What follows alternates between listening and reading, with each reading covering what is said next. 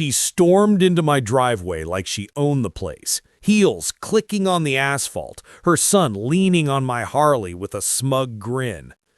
"Get your bike out of here," she snapped, pointing at it like it was trash. "Chad wants it. You can sell it to us, or we'll have the HOA tow it." I crossed my arms, feeling my jaw tighten. This is my land, my bike. Touch it, and you'll regret it. Chad smirked, running his hand over the chrome. "Relax, old man. It's just a bike. I'll give you $2,000 for it. Otherwise, Mom says we're calling the cops for blocking the street." I couldn't help but laugh. $2,000? This Harley's worth more than your car, kid, and it's not blocking anything. Karen's face turned red. "Don't you dare talk to my son like that. This neighborhood has rules. Your junk can't just sit here.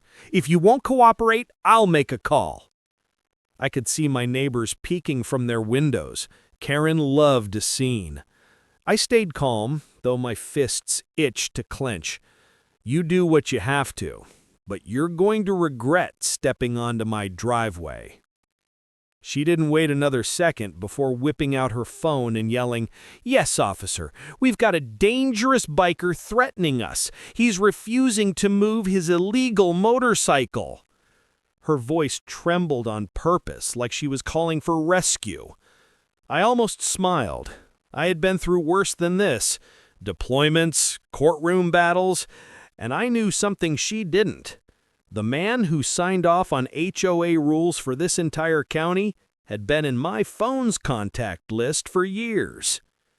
Chad puffed his chest out as if he'd already won. "You'll be out of here by tonight, dude. Cops don't like bikers loitering." I leaned against the bike, cool as ice. You're about to learn the law works differently when you're standing on the wrong side of it. Minutes later, the wail of sirens echoed down the street. Karen straightened her blouse like she'd just summoned justice itself. She had no idea who was about to step out of that cruiser. The police cruiser slowed in front of my house, tires crunching against the curb. Karen waved her arms like she was flagging down a taxi. "Over here, officer! That's the man!" she yelled, pointing straight at me as if I'd just robbed a bank. 2 officers stepped out. One of them, a tall guy with a calm face, glanced at me first. "Sir, we got a call about a disturbance," he said evenly. Karen jumped in before I could answer. "Disturbance? He threatened my son! He parked that thing!" She jabbed a finger toward my Harley. "Where it's not allowed. It's an eyesore, and he refuses to move it. He's aggressive. We feel unsafe." The younger cop looked at me with raised brows. "Sir, is any of this true?" I shook my head slowly. "No threats. I was standing right here the whole time. That bike's on my property. Never left it." Chad scoffed loudly. "You're lying! Everyone here knows HOA rules. You can't park that here. This isn't a biker bar." I saw the officer's eyes flick toward the boundary line between the street and my driveway, noticing the bike's tires were clearly on my side. The older cop asked Karen, "Ma'am, do you have documentation about the HOA restriction on private driveways?" Karen's smirk faltered for a second. Then she dug through her bag and pulled out a crumpled paper with the HOA's letterhead. I recognized it instantly. No signatures, no official stamp, just something she'd printed herself. That's not a valid notice. In fact, it's fraudulent. The cop studied the paper and frowned. "Where's the official seal?" Karen's tone went shrill. "We don't need a seal. I'm the vice president of the HOA board. My word is enough. This man's violating community standards." I let out a slow breath. "Officer," I said calmly, "before this goes further, I'd like to call someone. He's the state attorney for our county. He's familiar with this land dispute." Karen's face went pale for a fraction of a second. Then she burst out laughing. "Oh, please, you know the state attorney? Stop bluffing. This is pathetic." I ignored her, pulled out my phone, and hit a single button.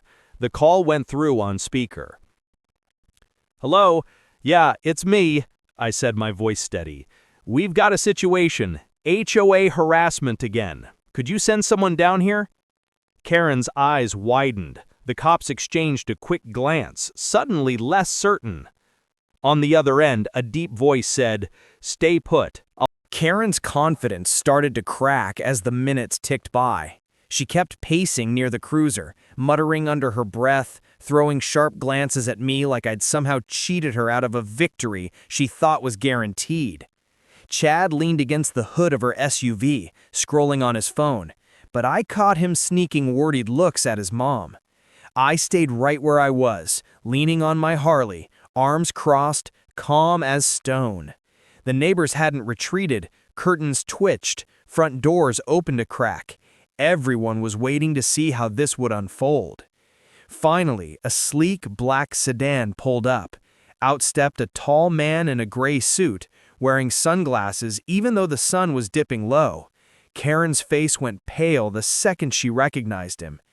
"Evening," he said smoothly, pulling off his shades. "I hear we've got some confusion over property rights." Karen immediately switched to her sweet voice. "Mr. Hollis, I didn't realize you'd be here in person. We just have a small issue with our HOA rules, nothing serious." "Funny," he cut her off, his tone cool. It sounded serious on the phone. Then he turned to me. "You good?" I nodded, just tired of being harassed for parking on my own driveway. He stepped toward Karen, towering over her. "Ma'am, this man's driveway is not HOA jurisdiction. Your letter isn't legal. And impersonating the HOA's authority to threaten someone, that's a crime in this state." Karen's mouth opened but no words came out. Chad tried to jump in, his voice shaky. "Look, it's just a misunderstanding. We thought—" "No, you didn't think, you acted. And you called the police with a false accusation? That's wasting police resources. Officers, you might want to take note of that." The older cop nodded, pulling out his notepad. "We've got that down. False reports aren't taken lightly." Karen's mask cracked. She stammered, I wasn't lying. I felt threatened." Hollis raised an eyebrow. "Threatened? By a man standing quietly next to his bike? I'll need copies of every HOA notice you've issued in the past 6 months. And if I find one more fabricated document, we'll open an investigation." Chad muttered under his breath, "Mom, let's just go." But Hollis wasn't done. "No, you're both staying. There's something else I need to show you. Footage." Karen's head snapped up. "Footage? What footage?" I unlocked my phone and held it up. My security cameras picked up everything. Karen stepping onto my property, trying to pull my bike's cover off, and Chad attempting to sit on it before I even came outside. Karen's eyes widened in horror as she realized the trap she had walked into.